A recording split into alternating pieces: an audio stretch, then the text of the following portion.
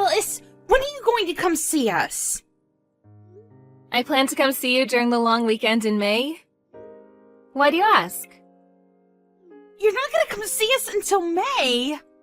Ugh, that is too far away. Can't you come over sooner? You're part of this family now. You should make time for your new family, too. What do you mean by that? Look, I've told you many times before, but I don't think you understand what it means to marry into this family. We have certain rules and traditions that need to be followed. We have certain expectations of you. I see. You've told me this a million times, but I still don't seem to grasp the meaning of what you've been telling me. You married my brother, so I'd like you to come visit more often with him. It's quite simple, really.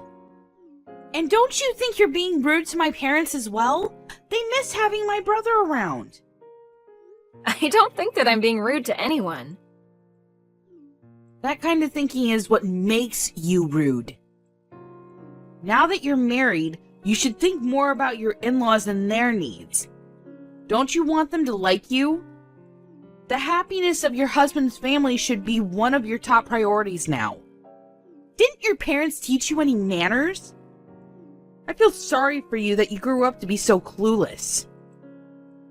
You're the one that doesn't have any manners. You shouldn't make negative assumptions about my parents.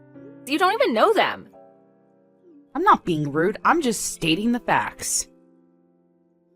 The reason why I haven't been able to come visit you and your family often is because it's difficult for us to take time off work. We're both really busy. If we had the time, we'd come over. Your mother is very understanding about this, so I don't know why you're making such a big deal out of this. My mom is only being nice to you because she doesn't want to be rude. Deep down, she misses seeing my brother. You shouldn't take her kindness for granted. You haven't been able to produce any offspring yet. Don't you want my parents to meet their grandchildren? I can't believe you're trying to make me look like the bad person here. I'm not blaming anyone for this situation. Well, I feel like you're neglecting our family. And you also have a pretty big attitude. I would act more modest around my in-laws. Also, don't you feel bad that you haven't been able to bear any children? I'm sure that deep down my brother and mother feel oh so disappointed. I don't understand why my brother chose you as his wife.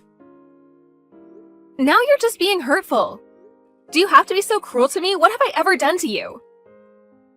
The fact that Alan and I can't have any children is something that we need to work out together. It has nothing to do with you.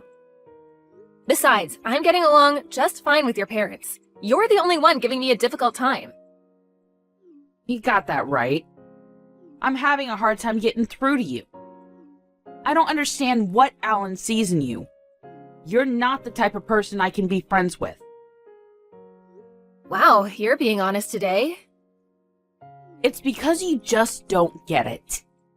You use work as an excuse not to spend any time with us. Alan tells me that you make him do half the housework too. You don't have any children, so why shouldn't you have the time to take care of the house on your own?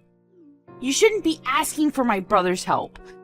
I really don't understand you. I feel sorry for your parents too. They have a lousy daughter.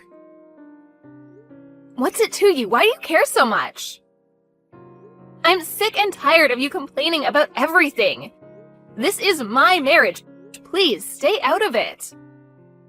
You know that I'm right. You just don't want to admit it. How much time do you have on your hands? Why do you message me every day? Don't you have anything better to do? Why don't you get my brother to stop me if it bothers you so much? I'm sure that he's going to side with me, though. He values me more than you. I do understand that you don't like me, but could you please stop being mean to my family as well? What do you have against us? I'm just saying you're a lousy wife and daughter. I heard that you got engaged. He met your parents, right? How do you know that? Your mother sent me a photo of you and him when he visited your house the other day. Why would she do that? You don't have to worry about me, though. I'm going to be a great wife unlike you. Do you know where your fiancé Kevin is from? How do you know his name? It's very creepy of you. I don't want Kevin to meet you ever. You're an embarrassment to my family. I'd like you to divorce my brother. Please leave me and my family alone. We don't want anything to do with you. You haven't answered my question. Do you know where Kevin is from? He's from the town next to ours. I'm from the same town as Kevin, you know. Huh? What's that got to do with anything? Kevin is my childhood friend. What's your point? I just think it's a big coincidence. Kevin and I used to be neighbors. We've known each other since we were small, and we went to the same school together until we graduated high school. I still see him a couple of times a year when we meet up with old friends.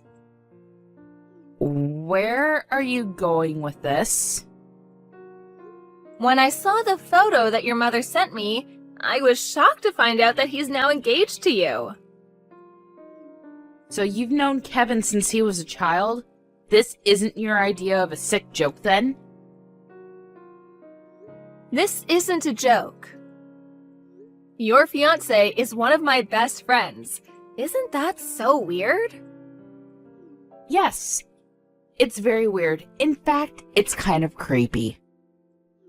But I'm engaged to Kevin, and there's nothing that you can do about that.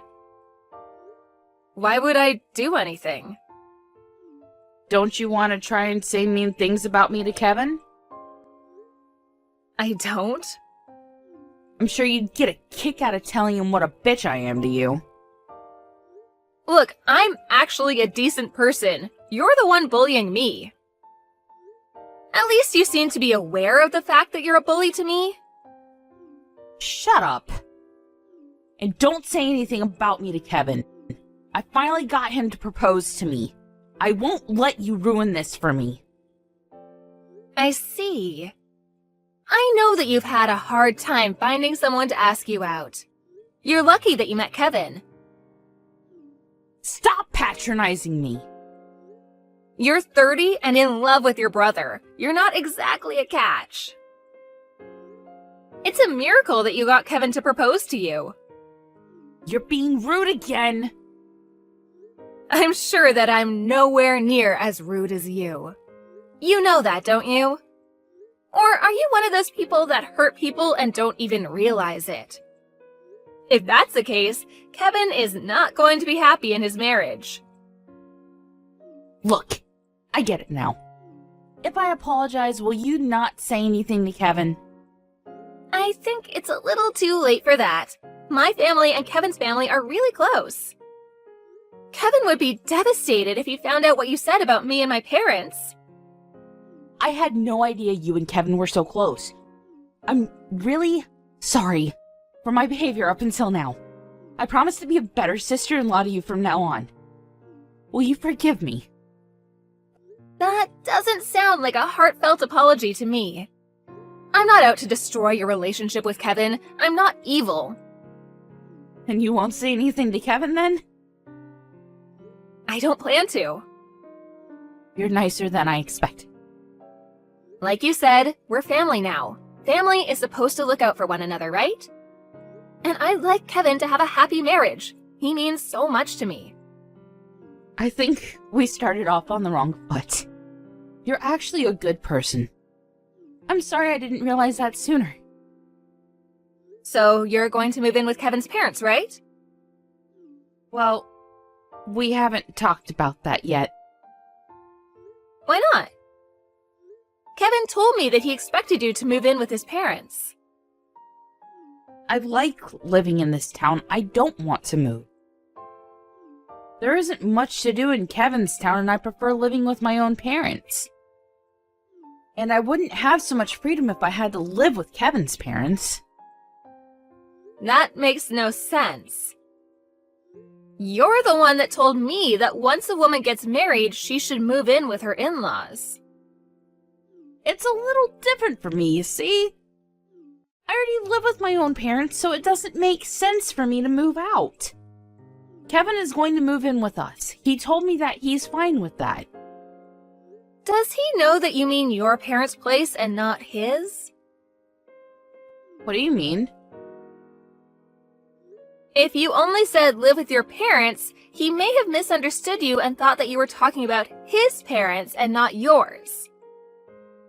But if I'm the one using the word parents, normally that would mean my parents and not his, right? Okay, if you say so. I was just a little worried because I know that Kevin divorced his ex-wife because she refused to move in with his parents. I figured that he would expect the same from you, that's all. What? I suppose he loves you more than his ex-wife. Lucky for you. If Kevin's okay with it, there's no issue here. Wait a minute. I wish you and Kevin all the happiness in the world. You're not making any sense. I had no idea that Kevin was married before. You didn't know? Why would he hide that from you? In fact, Kevin's been married twice before, and he has 3 children from his previous marriages. I assumed he told you that. Well, he didn't. You're making this all up. You're just trying to get back at me. I'm merely stating the facts here. I'm surprised that Kevin kept this from you. By the way, I let Kevin's mother know what kind of person you really are. What did you say to her? I told her that you knew how important it was for you as Kevin's wife to move in with them after you two are married. Kevin's mother really appreciated the fact that you were willing to move in with them. She was thrilled. Kevin's first wife moved in with them, but she had enough after 6 months of living together. And Kevin's second wife was resistant to moving in from the beginning. She's so happy that Kevin met you. This is the first time I'm hearing of this. Kevin didn't say a word to me. I am not going to move in with Kevin's parents. I guess you should say that to Kevin and his parents because they seem to think otherwise. But if you tell them how you really feel, Kevin may rethink his marriage to you.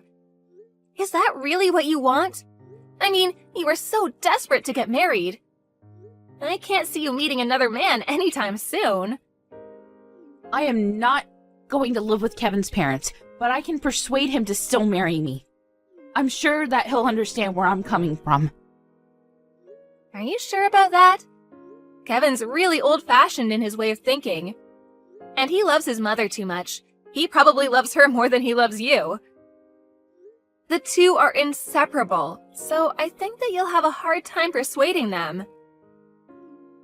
Really? I didn't know that Kevin was so close to his mother. What am I supposed to do then? Also, I had a chat with Alan. I showed him all the messages that you sent me up until now. Why would you do that? I was angry, and I wanted him to know what you were doing to me. We both don't intend on coming over to your parents' house as long as you live there. And you won't be hearing from either of us again. Why is Alan upset with me too? He's upset because you don't know how to be nice to me. He used to love you, but after he saw how you were treating me, he was pretty upset. If you decide to move in with Kevin's parents, we can go see your parents whenever we want to.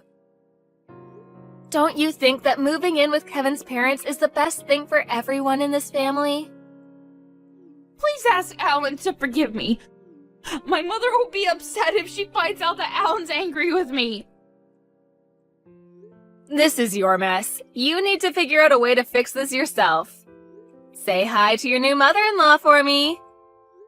Please don't message me ever again.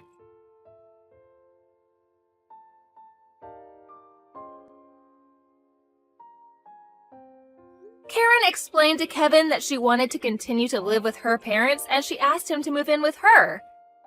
Kevin didn't want that because he didn't want to be separated from his own parents. Kevin told Karen that he would call off their engagement if she didn't agree to live with his parents. And if their engagement were to be called off, he would be asking her to pay him alimony. In the end, Karen ended up marrying Kevin and putting his needs before her own.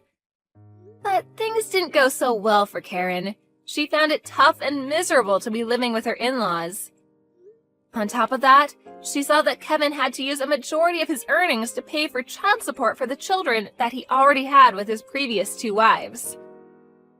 That didn't leave much money for Kevin and Karen, and so they were forced to live a frugal life. Also, Kevin cared a great deal for his mother and didn't pay much attention to Karen, which left her feeling very lonely. I guess karma gave Karen what she deserved in the end.